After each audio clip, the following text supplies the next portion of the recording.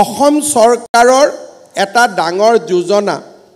যে কিবা কাৰণত আজি যদি চাকৰি কালত আমাৰ মৃত্যু ঘটে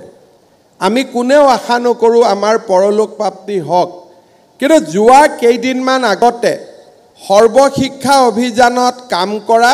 55 গৰাকী শিক্ষকক আমি শংকৰদেৱ কলাক্ষেত্ৰত মাতি আনি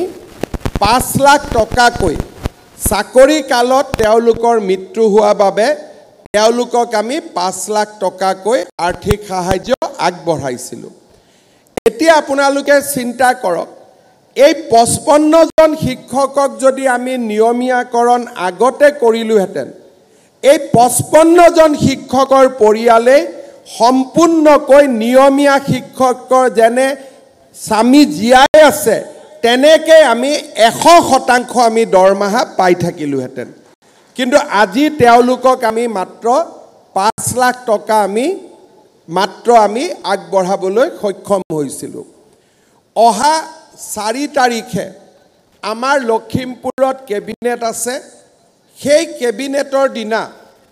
চৰকাৰী শিক্ষকসকল বা চৰকাৰী কৰ্মচাৰীসকলৰ এই ধৰণৰ দুৰ্ঘটনাত মৃত্যু হলে স্বাভাৱিক মৃত্যু হলে আৰু কেইটামান নতুন স্কিম আমি অহা 4 তাৰিখে লখিমপুৰ কেবিনেটত আমি অনুমোদন কৰিম ইয়াৰো সমান অংশীদাৰ আজি নিয়মীয়া হোৱা শিক্ষকসকলেও লাভ কৰিব পাৰিব